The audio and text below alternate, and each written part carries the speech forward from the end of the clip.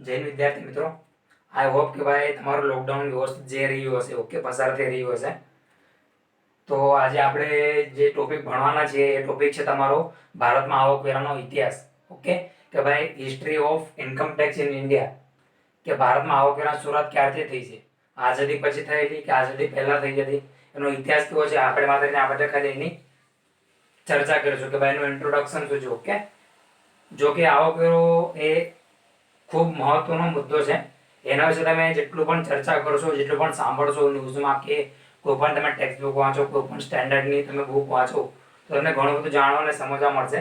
પણ આપણે આપણા સિલેબસના હિસાબથી જે કંઈ જેટલું સમજવું જોઈએ, એટલું આવશ્યક છે, એટલું આપણે કમ્પ્લીટ કરીશું. તો આપણે જોઈએ આપણે ભારતમાં આવકવેરાનો ઇતિહાસ કેવો રહેલો છે, એને શરૂઆત કેવી રીતના થઈ છે, એને આજે આપણે ટૂંકમાં આપણે માહિતી મેળવી લઈએ. ઓકે, તો જો તમારો ટોપિક ભારતમાં આવકવેરાનો ઇતિહાસ. Okay, history of income tax in India.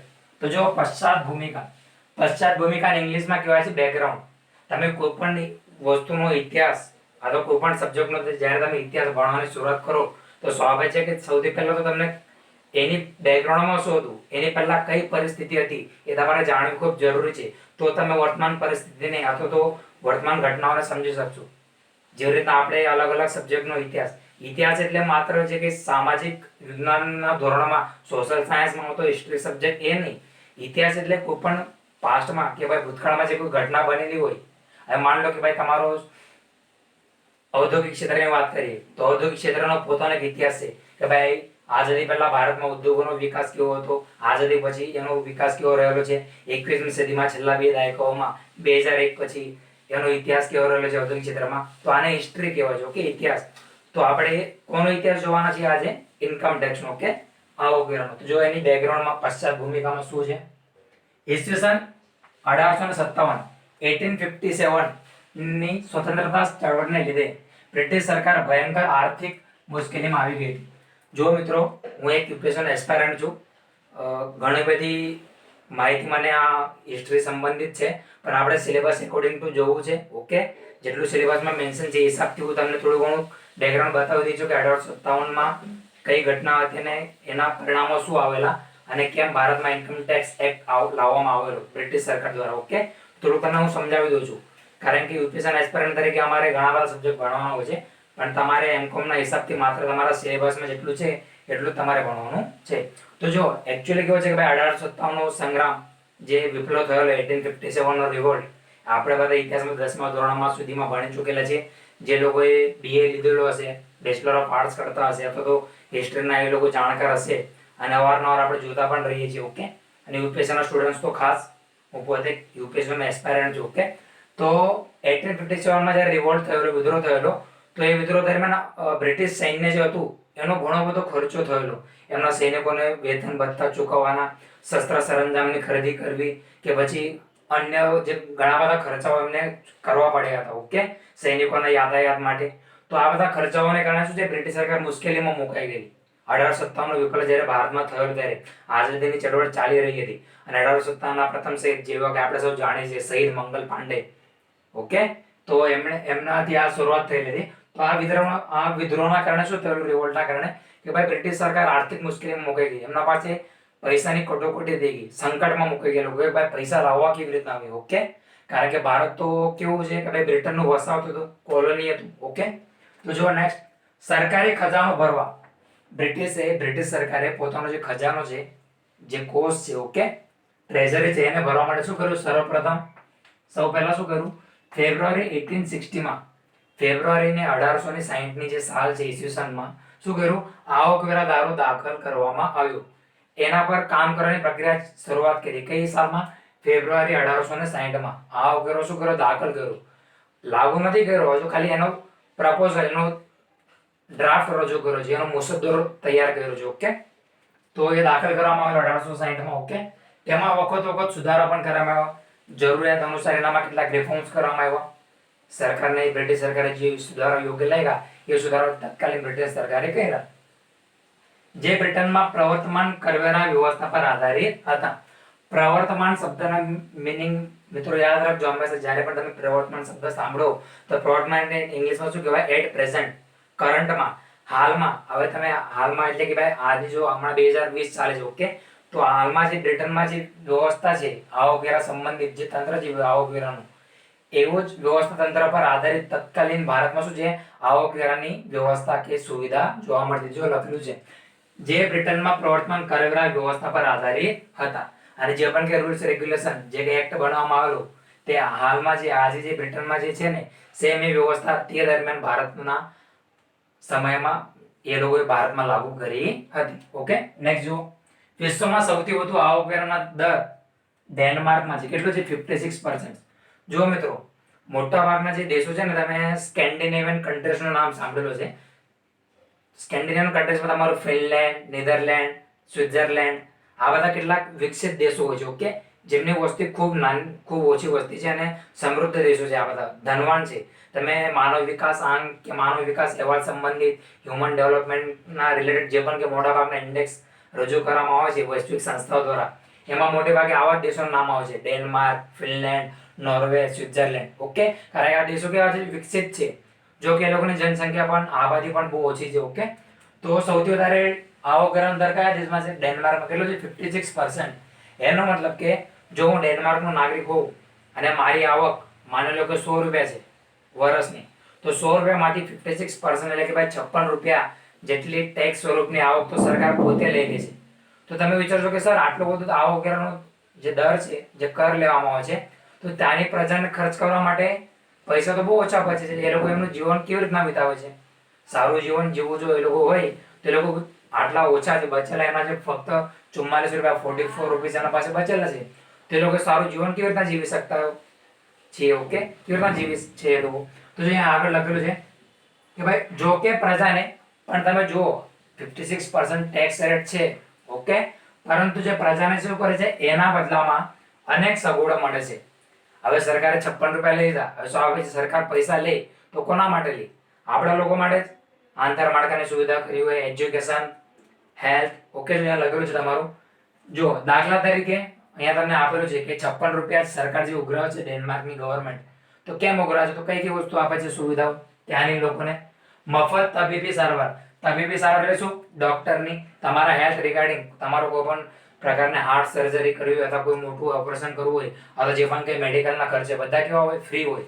Okay, next, મફત ઉચ્ચ શિક્ષણ, જે હાયર એજ્યુકેશન. તમે જે ડિગ્રી મેળવવા માટે જે મોટી મોટી યુનિવર્સિટીઝમાં જાઓ છો, ઓકે, તો એનામાં જે ખર્ચો થાય છે લાખો કરોડો રૂપિયાનો જે ભારતમાં થાય છે, એવો ખર્ચો એ લોકોની દેશમાં કોણ કરે છે? ત્યાંની સરકાર. એ બી કેવું? મફત. જો બધું ફ્રીમાં થાય છે. ઓકે, વિવિધ સામાજિક સેવાઓ, આ સિવાય અન્ય ત્યાંની સરકાર ઘણી બધી સેવાઓ પૂરી પાડે છે. પણ આપણા દેશમાં એવું નથી. તમે જોશો કે આપણા દેશમાં તો મોટાભાગના લોકો તો કર ચોરી વધારે કરે. સરકારે એટલા બધા પગલાં લઈ ચૂકેલી છે હાલ સુધીમાં કે ભાઈ કર ચોરી થાય ત્યાં સુધી ઓછું કરવું, મેક્સિમમ લોકો કર ચૂકવે અને એના કર ચૂકવવા માટે આગળ આવે એવા ઘણા બધા પ્રોત્સાહનો પણ પૂરા પાડવામાં આવેલા છે. વચ્ચે તમે નોટબંધી સમયે પણ ઘણા બધા ફ્રોડ થયેલા, તો સરકારે વચ્ચે એક સિસ્ટમ પણ લાવેલું, ઇન્કમ ડિક્લેરેશન સ્કીમ, કે ભાઈ તમે તમારી આવકને ડિક્લેર કરો, અમે તમારે નામ જાહેર કરીશું નહીં પબ્લિકમાં.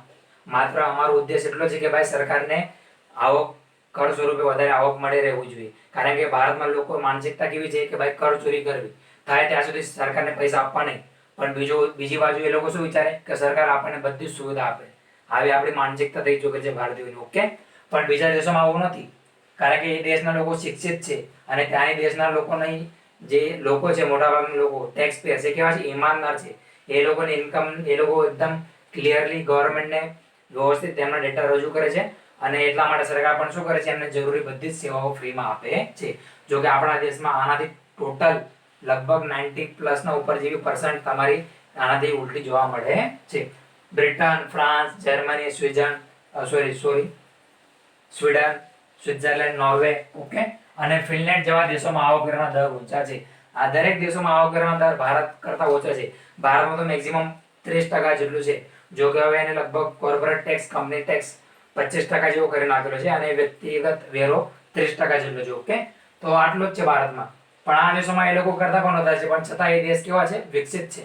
ઓકે, નેક્સ્ટ, ભારતમાં અંગ્રેજોના કાળમાં ભારતમાં જ્યારે અંગ્રેજોનું શાસન હતું, જ્યારે ભારત પર અંગ્રેજો શાસન કરતા હતા, તો એ સમય દરમિયાન એક અંગ્રેજ હતો. કોણ?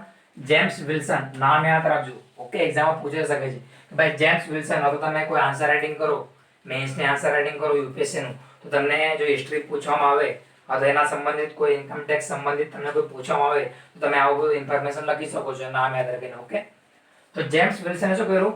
ભારતના પહેલા નાણાં મંત્રી તરીકે આવકવેરો દાખલ કર્યો. એક ડ્રાફ્ટ એમણે રજૂ કર્યો, પ્રપોઝલ એમણે મૂક્યું આવકવેરો, તો ભાઈ ભારતમાં આવકવેરોનો સિસ્ટમ આ પ્રકારનું હશે. તો એમણે આવકવેરો દાખલ કર્યો. ઓકે, ભારતના પહેલા નાણાં મંત્રી હતા, ભારતીય નહીં હતા પણ કોણ હતા? અંગ્રેજ. ઓકે, પણ ભારતના પહેલા અંગ્રેજ નાણાં મંત્રી કોણ હતા? James Wilson. કઈ સાલમાં? 1860 માં. ઓકે, કર સ્વરૂપે મળતી આવકનો ઉપયોગ અને કર સ્વરૂપે જે કે આવક બ્રિટિશ સરકારે થતી હતી એનો ઉપયોગ શેના માટે કરતી હતી? ભારતમાં ગોઠવેલા બ્રિટિશ ઓફિસરો અને સૈનિકો માટે કરતો. જો મિત્રો, બ્રિટિશરો છે ને દુનિયાની સૌથી હરામી પ્રજા જો કોઈ રહેલી હોય ઇતિહાસમાં તો એ છે તમારી બ્રિટન, જેને ઇંગ્લેન્ડ તરીકે પણ ઓળખવામાં આવે છે. ઓકે, તો આજે બ્રિટન જેણે લગભગ દુનિયાના 90% કરતા વધારે દેશો પર પોતાનું આધિપત્ય અને શાસન જમાવેલું હતું વર્ષો સુધી. અમેરિકા ઉપર પણ એનું શાસન હતું, યુએસ ઉપર. જો કે યુએસએ ખૂબ જલ્દી એના સામે વિદ્રોહ કરીને આઝાદી મેળવી લીધી હતી 1776 માં જ, અને આપણે લોકો 1947 માં આઝાદ થયેલા. જો કે એના ઘણા બધા કારણો છે, તમે હિસ્ટ્રી ભણશો તો તમને ખબર પડશે કે આપણા પર આટલા બધા સમય સુધી અંગ્રેજો શાસન કેમ કરી શકે, એના પાછળના કારણો શું હતા. ઓકે, તો એ આપણો ટોપિક નથી હિસ્ટ્રીનો, એ આપણે પછી બીજી કોઈ વાર જોઈ લઈશું. ઓકે, આપણે ફક્ત ઇન્કમ ટેક્સ સબ્જેક્ટ ભણવાનો છે. ઓકે, તો જો તો એ લોકો શું કરતા હતા કે ભાઈ બ્રિટિશરોનું ભારતમાં શાસન હતું, તો બ્રિટિશના પોતાના કેટલાક અધિકારી હતા, એ સૈન્યના અધિકારીઓ હતા, અથવા જે સૈનિકો હતા એમના અધિકારી હતા, અથવા તો પછી બ્રિટિશના જે અલગ અલગ ગવર્મેન્ટ ડિપાર્ટમેન્ટ કામ કરતા હતા, ન્યાયપાલિકા કામ કરતું હતું, પોલીસ વિભાગ કામ કરતું હતું. તો આ અલગ અલગ ક્ષેત્રોના વિભાગોના જે કર્મચારીઓ છે એમનો પગાર, ઓકે, એમની વેજીસ, ઓકે, પછી એમના ભથ્થા આપવા, અલાઉન્સીસ આપવા, સેલરી આપી, તો આ બધા જ ખર્ચાઓનો ઉપયોગ કરવામાં આવતો હતો ટેક્સ સ્વરૂપે કમાવેલી આવક દ્વારા. ઓકે, નેક્સ્ટ જો તમારું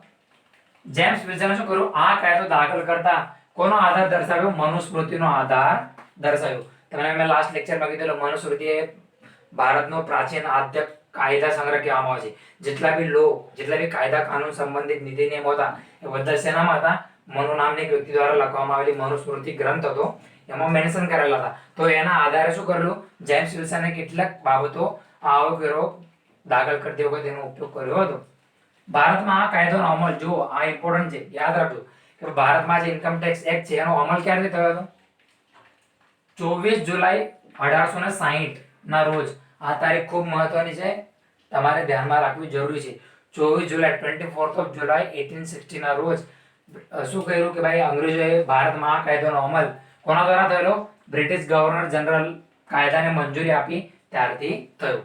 એ સમય દરમિયાન ભારત પર શાસન કરવા માટે બ્રિટિશ સરકાર દ્વારા એક વ્યક્તિ નિમણૂક કરવામાં આવતી હતી, જેને ગવર્નર જનરલ કહેવામાં આવે છે. ઓકે, શરૂઆતમાં એનું નામ ગવર્નર હતું, પછીથી ગવર્નરથી બદલીને ગવર્નર જનરલ કરવામાં આવ્યું. એ ઇતિહાસનો પોઈન્ટ છે. ઓકે, તો આ ગવર્નર જનરલે મંજૂરી આપી ત્યારથી 24 જુલાઈ 1860 ના રોજથી ભારતમાં આવકવેરો કાયદો લાગુ પડી ગયો સમગ્ર ભારત પર. ઓકે, નેક્સ્ટ 1918 માં, જો 1918 માં 1918 એટલે શું? પાછલી સદી, જે 20મી સદી હતી, તો 19મી સદી 20મી સદીમાં 1918 ની સાલમાં શું થયું? પ્રથમવાર બધી જ આવક ભેગી કરીને, જે પણ કે અલગ અલગ પ્રકારની આવક ભારતમાં રહેનારી વ્યક્તિ દ્વારા મેળવવામાં આવતી હતી, પછી તમારી જમીનની આવક હોય, તમારી પાસે ખેતી સંબંધિત આવક પ્રાપ્ત થયેલી હોય, અથવા અન્ય કોઈ પણ પ્રકારની આવક હોય, બધી જ આવકો ભેગી કરીને કુલ આવક પર શું છે? આવકવેરો લેવાની પદ્ધતિ દાખલ કરવામાં આવી હતી. ઓકે, આ નવી પદ્ધતિ દાખલ કરવામાં આવી 1918 માં. પ્રથમ વિશ્વયુદ્ધ પછી ફર્સ્ટ વર્લ્ડ વોર થયેલું 1914 માં સ્ટાર્ટ થયેલું એ. ઓકે, 1918 સુધી ચાલેલું 4.5 વર્ષ. તો આ પ્રથમ વિશ્વયુદ્ધ પછીની જે નાણાકીય અને જે આર્થિક અસરો છે એને કારણે 1922 નો ભારતીય આવકવેરાનો કાયદો પસાર કરવામાં આવ્યો. જો ઇન્કમ ટેક્સ એક્ટ ઇન્ડિયાનો મૂળ કયો છે? 1860 નો, પણ પ્રથમ વિશ્વયુદ્ધ થઈ ગયું 1918 માં, એ પૂરું થઈ ગયું. તો એના પછી દરેક બ્રિટને પણ ઘણું બધું ભોગવવું પડ્યું હતું પ્રથમ વિશ્વયુદ્ધના કારણે. તો કેટલીક નાણાકીય અને આર્થિક જે અસરો છે એને દૂર કરવા માટે અને ભારત પર પોતાનું આધિપત્ય કે શાસન વ્યવસ્થિત પ્રશાસન ચલાવવા માટે બ્રિટિશ સરકારે શું કર્યું? 1922 ફરીથી શું કર્યું? ભારતીય આવકવેરાનો નવો કાયદો પસાર કર્યો. એમાં પણ પાછળ જરૂરી સુધારા વધારા કર્યા. જો લખેલું છે તેમાં વખત ઘણા સુધારાઓ પણ કર્યા. ઓકે, એનાથી શું થઈ ગયું? જે મૂળ સ્વરૂપ હતું 1860ના એક્ટનું જે મૂળ સ્વરૂપ બનાવવામાં આવ્યું એમાં શું થઈ ગયું? એ મૂળ સ્વરૂપ જ બદલાઈ ગયું. જે મેન ફોર્મેટ હતું કે ભાઈ ભારતમાં આપણે આ પ્રકારની ટેક્સ પ્રણાલી કે જે કર પ્રણાલી લાગુ કરીશું, સિસ્ટમ સ્ટ્રક્ચર, એનું સ્વરૂપ જ ચેન્જ થઈ ગયું, આખું ફોર્મેટ ચેન્જ થઈ ગયું. અને આ કાયદો ગૂંચવણભર્યો બની ગયો. અને કેવો બની ગયો? ગૂંચવણભર્યો, એકદમ જટિલ, કોમ્પ્લેક્સ બની ગયો. સમજ જ પડતી નથી કે ભાઈ કર કયા સ્વરૂપે ને કેવી રીતના ને કઈ વ્યક્તિ પાસેથી કેવી રીતના વસૂલ કરવો. ઓકે, એકદમ જટિલ બની ગયું. તે 31 માર્ચ 1961 સુધી અમલમાં રહ્યો. અને આ જે કાયદો હતો એ ક્યાં સુધી અમલમાં રહ્યો? 31 માર્ચ 1961 સુધી અમલમાં રહ્યો. અને આજે સમગ્ર ભારતમાં આવકવેરા ધારો ઇન્કમ ટેક્સ એક્ટ 1961 અમલમાં છે. તો જો શરૂઆત ક્યારથી થયેલી? 1860, 24 જુલાઈ 1860 થી આખા ભારતમાં લાગુ થઈ ગયું. સમય અનુસાર બ્રિટન સરકારને પ્રથમ વિશ્વયુદ્ધને કારણે તેમને થયેલું નુકસાન, પછી 1922માં સુધારાઓ કર્યા, ઘણા બધા લોસ લાવી સરકાર, ઓકે, બ્રિટિશ સરકાર સુધારાઓ પણ કર્યા. અને છેલ્લે એ 31 માર્ચ 1960 સુધી એનો અમલ ચાલુ રહ્યો. અને એ જ તારીખથી એટલે કે 1 એપ્રિલ 1961 થી એ કાયદો સમગ્ર ભારતમાં લાગુ થઈ ગયો. અને આજે પણ એ એક્ટ આપણા દેશમાં લાગુ છે. ઓકે, કયો એક્ટ છે તમારો?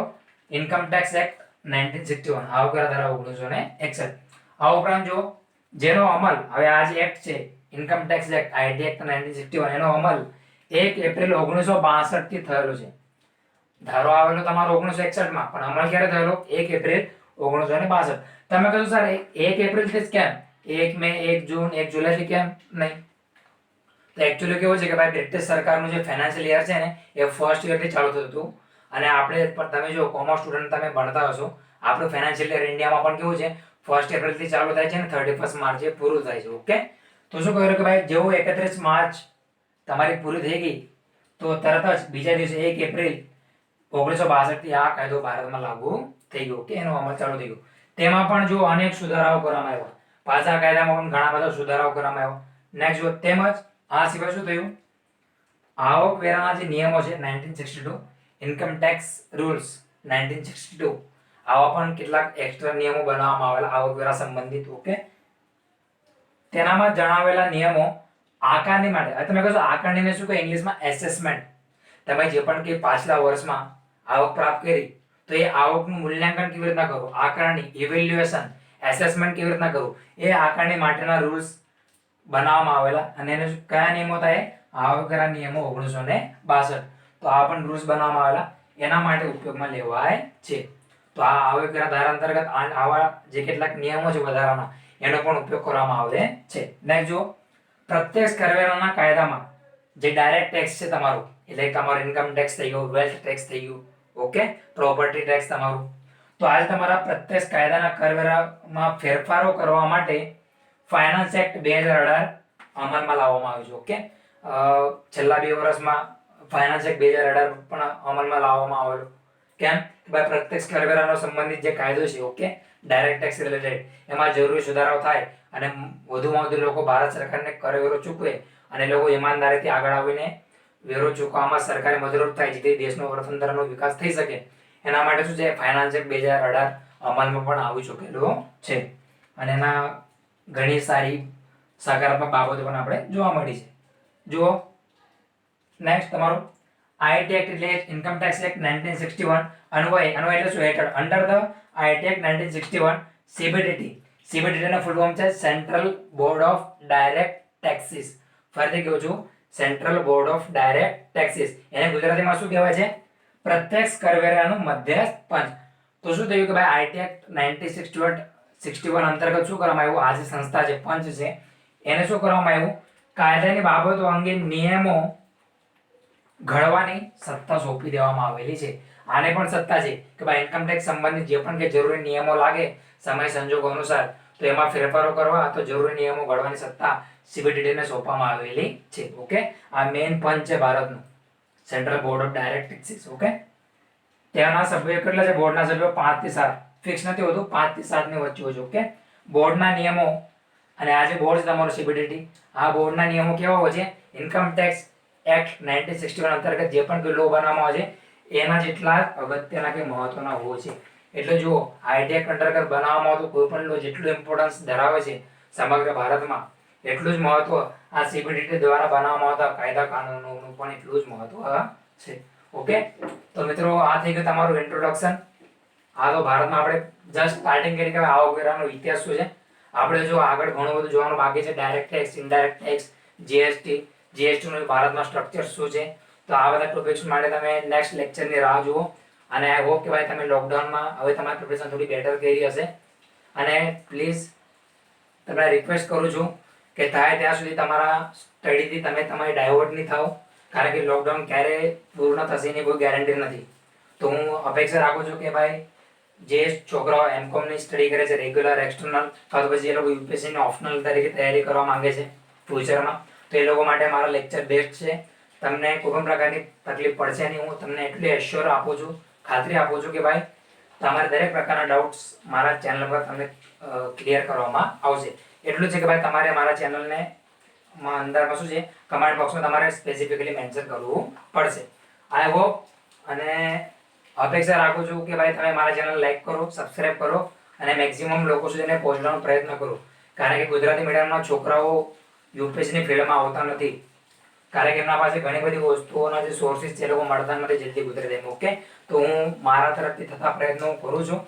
તો આઈ હોપ કે ભાઈ તમે મેક્સિમમ લોકો સુધી આને પહોંચાડો, શેર કરો, લાઈક કરો અને તમારા ફીડબેક મને આપો. Thank you. જય હિન્દ, જય ભારત.